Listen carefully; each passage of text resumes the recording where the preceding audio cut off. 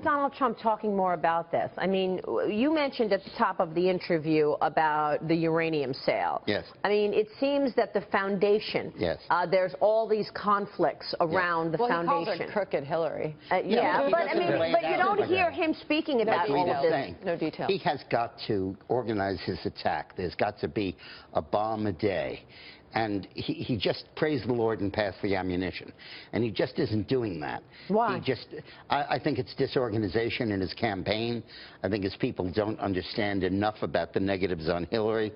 They need to live them and then use them. But you can keep her busy the entire election talking about her scandal. Do you think she runs with Elizabeth Warren? Is that the logical choice? Yeah, I think it's possible that she does. I think that she would alienate a lot of her Wall Street money that she's pretty dependent upon. And I also think she doesn't like to be shown up, and Elizabeth Warren would show her up. She probably will show her up. Let me ask you about immigration, because you were so critical in terms of doing that vote in Britain years ago. But immigration, the Trump campaign seems to be moving away from calls for a blanket religious ban on immigration. Now they're talking about a policy of targeting specific countries, the most dangerous countries, and the people coming out of them to America. Well, the right way to do that, to effectuate his goal of no Muslim immigration, is to say we don't care about Muslims from the Philippines. That's fine. That's not where the terrorists are, or Bangladesh. What we care about is terror-sponsoring countries. So if there's a country with a significant portion of its territory controlled by terrorists, no immigrants from that country. And that used to be our position in the United States. We used to have a robust list of terror-sponsoring and terror-harboring nations. Now that we've eroded that, we put Cuba back on and North Korea off and took countries off that. There actually is a very violent network in the Philippines. I can't recall the name of it. But Dick, real quick, though, you've known Donald Trump this long. You're working with him. Who does he pick for a running mate? I don't know. I hope Condi Rice would be my first choice. Has he spoken about her? I once wrote a book called Condi v. Hillary with my wife Eileen. I'd love to be able to sell that again. Yeah, that would be great. So has he spoken about Condi Rice? Oh, I don't know. I don't know.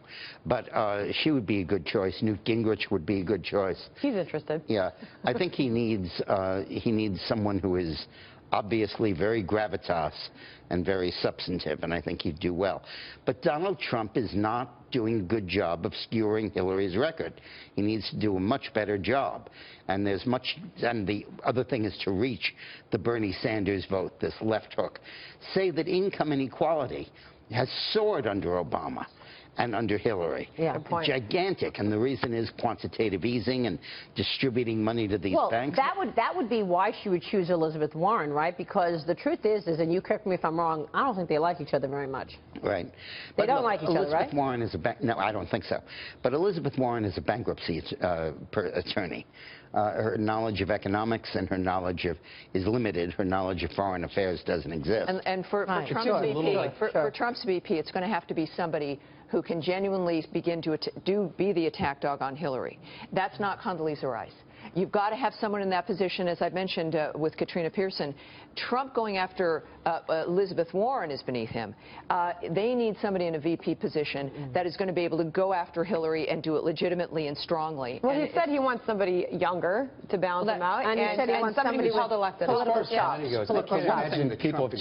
the things Trump is doing well at this point is in many ways he's moving to the center. He was not disapproving of the court decision on abortion.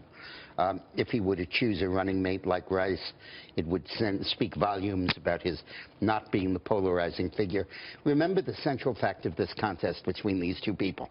Donald Trump has negatives from what he's said. Hillary has negatives from what she's done. She can't erase her record.